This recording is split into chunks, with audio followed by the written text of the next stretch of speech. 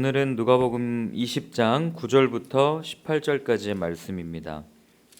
누가복음 20장 9절부터 18절까지 함께 읽습니다. 그가 또 이 비유로 백성에게 말씀하시기 시작하시니라. 한 사람이 포도원을 만들어 농부들에게 새로 주고 타국에 가서 오래 있다가 때가 이름에 포도원 소출 얼마를 바치게 하려고 한 종을 농부들에게 보내니 농부들이 종을 몹시 때리고 거저 보내었거늘 다시 다른 종을 보내니 그도 몹시 때리고 능욕하고 거저 보내었거늘 다시 세 번째 종을 보내니 이 종도 상하게 하고 내쫓은지라. 포도원 주인이 이르되 어찌할까? 내 사랑하는 아들을 보내리니 그들이 혹 그는 존대하리라 하였더니 농부들이 그를 보고 서로 의논하여 이르되 이는 상속자니 죽이고 그 유산을 우리의 것으로 만들자 하고 포도원 밖에 내쫓아 죽였느니라. 그런즉 포도원 주인이 이 사람들을 어떻게 하겠느냐? 와서 그 농부들을 진멸하고 포도원을 다른 사람에게 주리라 하시니 사람들이 듣고 이르되 그렇게 되지 말지어다 하거늘 그들이 보시며 이르시되 그러면 기록된 바 건축자들의 버린 돌이 모퉁이의 머릿돌이 되었느니라 함이 어찌미냐? 무릇 이 돌 위에 떨어지는 자는 깨어지겠고 이 돌이 사람 위에 떨어지면 그를 가루로 만들어 흩으리라 하시니라. 아멘. 네, 예수님께서 계속해서 한 비유를 말씀하십니다. 포도원 주인이 농부에게 새를 주고 이제 멀리 떠나게 됩니다. 때가 되었습니다. 포도를 거둘 때가 된 겁니다. 그래서 포도원 주인이 이제 그 소출의 얼마를 받으려고 이 종들을 한 명, 두 명, 세 명까지 보냅니다. 그런데 이 포도원을 맡았던 농부들이 이 소출의 전부도 아닌 소출의 얼마를 드리기가 아까웠는지 이 종들을 때리고 내어 쫓습니다. 그래서 이 농부가 생각합니다. 내 사랑하는 아들, 원어 그대로 해석하면 내 아들 사랑하는 자, 내 아들. 이 아들을 보낸 거예요. 보냈는데 이들이 작당합니다. 어떻게 할까? 이 아들은 이 재산을 상속받는 상속자가 아니냐. 그러니까 이 아들을 내어 쫓아서 죽여버리고 이 유산마저도 우리가 갖자라고 하고 그 아들을 죽입니다. 여러분, 여기에서의 이 포도원 이 주인은 누구를 상징하겠습니까? 하나님을 상징합니다. 그러면 이 농부들은 누구를 상징하겠습니까? 하나님께서 선택하신 하나님의 백성들을 이끌어가도록 하나님께서 세우신 당시의 지도자들, 오늘 본문대로라면 예수님 앞에 나와서 시비를 걸던 성전에서 일하던 사두개인들, 제사장들이었습니다. 그리고 이 종들은 누구를 상징하겠습니까? 하나님께서 하나님의 마음을 담아서 끊임없이 보내왔던 하나님의 선지자들. 그리고 이 아들은 우리가 잘 아는 것처럼 예수님을 상징합니다. 예수님은 왜 이 비유를 말씀하셨고 이 비유를 통해서 어떤 마음을 전하고 싶으셨을까요? 먼저는 이 아버지, 이 주인의 마음을 한번 살펴보기를 원합니다. 어제 본문을 쭉 읽으면서 그런 생각을 했습니다. 주인이 정말 힘들었겠구나. 마음이 어려웠겠구나. 한 번 보낸 것도 아닙니다. 두 번 보낸 것도 아닙니다. 세 번 보냈습니다. 여러분, 우리 익히 들어와서 알겠지만 유대인들에게 3이라는 숫자는 완전수입니다. 보낼 만큼 보낸 겁니다. 딱 세 번만 보낸 게 아니라 될 때까지 보낸 거예요. 끊임없이 보낸 겁니다. 하나님께서 유대 땅에 하나님의 마음을 담은 하나님의 사람들, 하나님의 선지자들을 얼마나 많이 보내왔습니까? 그런데 그 사람들은, 그 선지자들을 어떻게 대했습니까? 보낼 때마다 때리고 쫓고 그리고 심지어 무시하고 죽이기까지 합니다. 그래도 하나님은 그래도 이번에는 좀 받아들이지 않을까, 이번에는 좀 다르겠지 하면서 보내고 또 보내시는, 결국 자신의 아들까지 내어주시는 그 포도원 주인의 애타는 마음 말입니다. 생명을 소중하게 여기시는 그 하나님께서 자신의 종들이 무시당하고 매맞고 내어 쫓기고 그렇게 고통스러워하는 모습을 보실 때, 그리고 그 사랑하는 자, 그 아들이 죽었다는 소식을 들었을 때 그 마음이 어떠하셨겠습니까? 얼마나 힘드셨겠어요? 마치 그 아브라함이 이삭과 함께 모리아산을 올라갈 때 아들 이삭이 묻지 않습니까? 아빠, 번제할 나무와 번제할 불은 있는데 도대체 번제를 제물로 드릴 양은 어디 있습니까? 라고 물을 때 그 아브라함이 침묵하잖아요. 잠깐.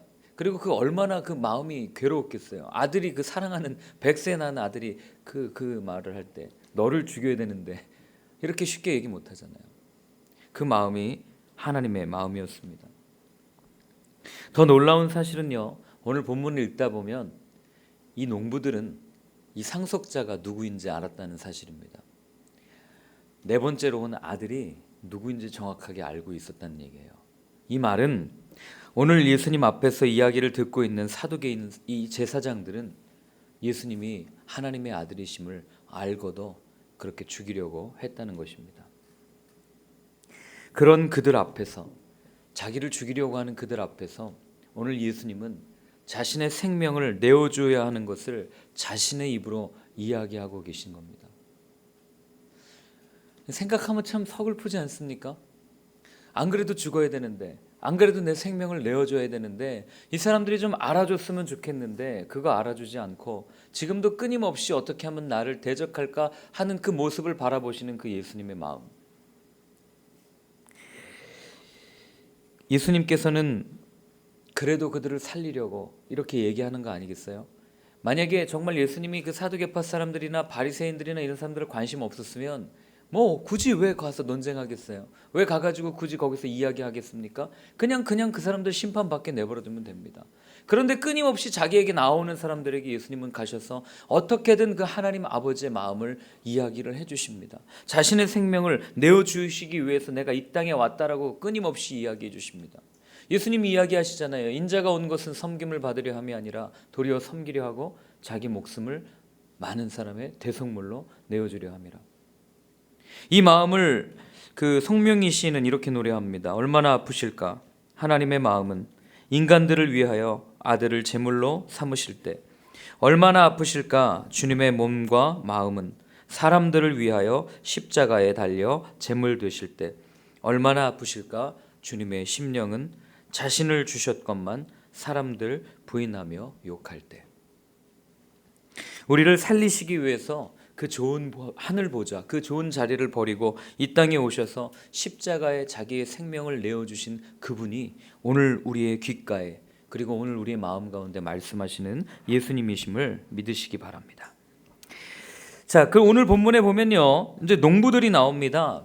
이 농부들의 모습을 가만히 보면 참 재밌습니다. 아니, 재밌다기보다 그냥 익숙합니다. 이 농부들은 오늘 그 종들을 때리고 내어 쫓고 그리고 그 아들을 죽입니다. 왜 아들을 죽입니까? 그 정확한 이야기가 14절에 나옵니다. 함께 읽어보겠습니다. 농부들이 그를 보고 서로 의논하여 이르되 이는 상속자니 죽이고 그 유산을 우리의 것으로 만들자. 뭡니까? 간섭하기 싫은 거고 자기가 거둔 소출의 일부를 내어드리고 싶지 않은 거예요. 소출을 더 갖고 싶은 욕심 때문입니다. 유산을 내주기 싫은 겁니다. 그래서 농부들은 결국 주인을 대적합니다. 우리가 잘 알지 않습니까? 여러분, 종교 지도자들, 당시에 유대 지도자들이 왜 그렇게 선지자들을 죽였습니까? 똑같지 않습니까? 하나님께서 유대인들에게 그들에게 요구한 것은 소출의 전부가 아니었습니다. 소출의 일부였어요. 아주 그냥 모든 것을 싸그리 다 뺏어가는 그런 악덕업자 우리 하나님이 아니십니다. 너 먹을 만큼 먹고 가질 것 갖고 하나님께 정해진 부분 그 감사하는 마음으로 하나님께 내어드립시오 라고 이야기했지만 그럼에도 그들은 더 갖고 싶은 욕심 때문에 더 강해지고 싶은 마음 때문에 더 편해지고 싶은 욕구 때문에 하나님을 대적하게 되는 삶을 살게 되는 거 아니겠습니까?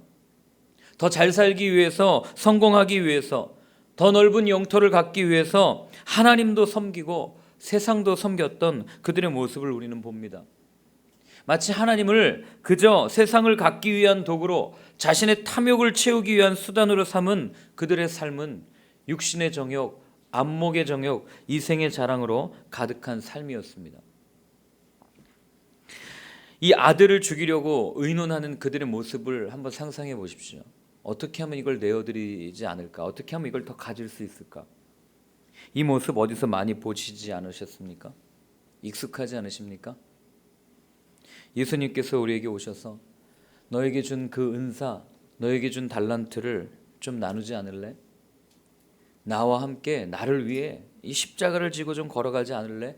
라고 우리에게 물으실 때 우리는 너무나도 자연스럽게 주님 잠깐만요. 아깝잖아요. 내 것 좀 채우고 내 일 좀 하고 내 것 좀 챙겨놓고 그리고 내가 따를게요 라고 끊임없이 거절하는 우리의 모습과 너무나도 닮아 있습니다. 여러분, 우리가 왜 우리의 것을 내어드리기가 어려운지 아십니까? 그냥 자신에게 한번 물어보시면 됩니다. 여러분들은 여러분들의 것을 왜 내어놓기가 아깝습니까? 빌린 것인데 내 것이라고 착각하기 때문에 그렇습니다. 여러분, 내 인생이 내 것이라고 생각하기 때문에 내 인생의 시간, 내 것을 투자하기가 그렇게 어려운 겁니다. 그런데 한번 생각해 보십시오. 내 인생이 정말 내 것입니까? 내가 선택하지도 않았는데 어떻게 내 것이 될 수 있습니까? 내가 내 인생을 돈 주고 사지 않았는데 어떻게 내 인생이 내 것이 될 수 있겠어요? 그저 저는 제 인생에 잠깐의 시간을 들여서 돈을 좀 투자해서 외모를 좀 꾸미고 옷을 좀 입은 것밖에 없습니다. 조금 공부해서 머릿속을 채운 것밖에 없어요. 그런데 어떻게 제 인생이 제 것이 될 수 있겠습니까? 예를 들어서 제가 어떤 분의 이 앞에 있는 우리 성도님의 집을 렌트했다고 생각해 보세요. 빌렸다고 생각해 보십시오. 그냥 살라고 했어요, 그 집에. 그런데 그 집을 살면서 제가 도배도 하고 아름답게 꾸미고 그 다음에 식탁도 사다 놓고 가구도 사다 놓고 그 다음에 그렇게 그 집에 투자했다고 해서 그 집이 제 것이라고 말할 수 있습니까? 아닙니다. 빌린 건 빌린 것입니다. 그냥 거기에 잠깐 사는 것뿐이죠. 이건 단순히 하나님한테 내 모든 걸 바치십시오, 헌금하십시오 또는 이런 이야기가 아니에요. 우리의 시간과 우리의 재물과 우리의 모든 것들, 즉 세상을 바라보는 그리스도인들의 관점에 대한 이야기입니다. 내 것이 아니라고 생각하면 내어놓는 게 어렵지 않습니다. 그런데 내 것이라고 생각하면 아깝기 시작한 거예요. 내놓기가 어려워집니다. 간단한 예로 이런 예가 있죠. 우리 어디 가서 회식합니다. 근데 회식할 때 만약에 회사에서 법인카드를 줬습니다. 그럼 여러분 메뉴 별로 신경 쓰지 않고 시킵니다. 먹고 싶은 거 다 시켜요. 그렇지 않겠습니까? 물론 사장님의 마음에서는 마음이 좀 힘들겠지만 그냥 막 써요. 그러나 이게 법인카드가 아니고 내 카드를 가지고 산다고 생각해 보십시오. 메뉴 다 따집니다. 이게 얼마인지 다 봐요. 메뉴판 보면서 이게 얼마지? 음식 남은 거 보면서 저 먹지도 않을 거 왜 시켜가지고 말이에요. 이런 마음 안 들겠어요? 여러분, 인생 자체가 내 것이 아닙니다. 그게 돈이든 무엇이든 우리는 하나님께 잠깐 빌린 겁니다. 그런데 내 것이라고 자꾸 생각하니까 더 갖고 싶은 거예요. 내 것이라고 생각하니까 더 늘리고 싶은 그 욕심이 우리 가운데 생기는 겁니다. 여러분, 그런데 오늘 본문을 통해서 분명하게 알 수 있는 건 뭐냐면 내 것만을 끊임없이 생각하고 내어놓지 않는 이런 삶을 사는 사람, 이런 욕심을 가진 사람은 오늘 포도원 비유에 나오는 그 포도원 주인의 아들을 죽인 농부와 같이, 그리고 예수님을 죽인 사두개파 사람들과 똑같은 사람이라는 겁니다. 우리는 누군가를 도울 때 내가 누군가를 도와서 구제한다고 생각하고 자선한다고 생각해요. 여러분, 이거 굉장히 잘못된 생각입니다. 자선은 내 것을 가지고 돕는 게 자선이죠. 우린 빌린 걸 그냥 드릴 뿐입니다. 그렇기 때문에 우리는 누군가를 도울 때 내가 누군가를 도왔어라는 교만함, 내가 너보다 나으니까 내가 더 도와주는 거야라는 이런 잘못된 생각, 내가 돕기 때문에 내가 구제했고 내가 자선했다는 생각을 여러분 버리셔야 됩니다. 하나님이 세상 그렇게 만드시지 않았어요. 동물들을 한번 보십시오. 우리는 호랑이와 사자를 보면서 굉장히 강한 동물이라고 얘기하고 지렁이나 아주 작은 동물을 보면서 하찮게 여기지만 하나님은 세상을 그렇게 만드시지 않았습니다. 동물들은 내가 더 나아, 너가 더 못났어 이런 생각하지 않습니다. 강한 것이 약한 것을 도울 때가 있고요. 서로 조화를 이루면서 살아가게 되어 있습니다. 하나님의 나라는 높은 것이 낮아지고 낮은 것이 높아지고 이런 나라예요. 우리가 누군가를 도울 때 그렇기 때문에 내가 더 잘났기 때문에 누군가를 돕는다, 이 잘못된 생각이라는 겁니다. 여러분, 정말 하나님의 마음을 가지셨습니까? 정말 주님의 십자가를 지고 걸어가십니까? 그러면 내 것이 내 것이 아니기에 남을 자연스럽게 도울 수 있는 겁니다. 아니, 돕는 건 당연한 거예요. 그렇다면 내 것이 아니라 하나님께서 빌려주신 것이라고 생각한다면 우리는 반드시 빌린 대가, 우리가 치러야 될 의무가 있습니다. 이 농부들이 드려야 할 소출이 있듯이 우리의 의무는 무엇입니까? 창세기 1장에서부터 그걸 정확하게 우리에게 이야기해 줍니다. 창세기 1장 28절에 보면 뭐라고 되어 있습니까? 제가 읽어드리겠습니다. 하나님이 그들에게 복을 주시며 하나님이 그들에게 이르시되 생육하고 번성하여 땅에 충만하라. 땅을 정복하라. 바다의 물고기와 하늘의 새와 땅에 움직이는 모든 생물을 다스리라. 이게 우리에게 주어진 의무입니다. 하나님께서 만드신 이 세상을 경작하고 다스리고 가꾸는 것, 하나님의 나라답게 땅을 잘 경작해서 아름다운 열매를 맺고 충분한 결실을 맺어서 하나님께서 드릴 때가 되어서, 거둘 때가 되어서 하나님께서 달라고 요구하실 때 그걸 드릴 수 있는 것, 그것이 바로 우리의 의무라고 하는 것입니다. 성령의 아름다운 열매. 그렇기 때문에 우리는 우리의 시간, 우리의 재물, 우리의 모든 것들을 어떻게 우리가 잘 활용해야 되는지 끊임없이 고민해야 하고, 끊임없이 그 아버지의 시선이 어디에 있는지, 아버지의 마음이 어떠한지를 우리는 살펴보아야 하는 겁니다.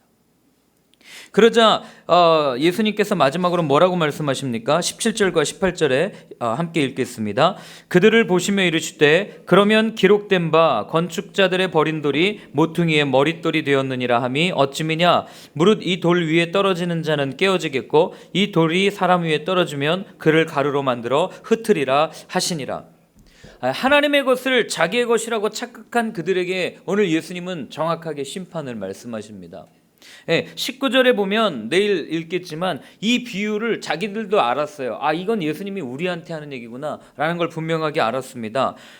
사람들이 아무도 귀중하다고 여기지 않던 그 건축자의 버린 돌 같은 그 예수님을 하나님께서는 이 모퉁이의 머릿돌이 되게 하셨고, 그리고 그 돌 위에 떨어지는 자들, 예수님을 믿지 않았던 이들을 오늘 뭐라고 얘기하십니까? 가루로 만들어서 흩으시겠다고 분명하게 말씀하시는 겁니다. 심판이죠. 여러분, 사람들은 예수님을 거절합니다. 거절했습니다. 그러나 하나님은 이 예수님을 하나님의 나라의 기초돌, 모퉁이의 머릿돌이 되게 하신 겁니다. 이것을 바울이 뭐라고 표현하는지 아세요? 이 바울이 예수님에게서 끝나지 않습니다. 이걸 우리에게까지 적용시킵니다. 우리 한번 찾아보겠습니다. 에베소서 2장 20절부터 22절까지의 말씀입니다. 에베소서 2장 20절부터 22절까지 함께 읽겠습니다.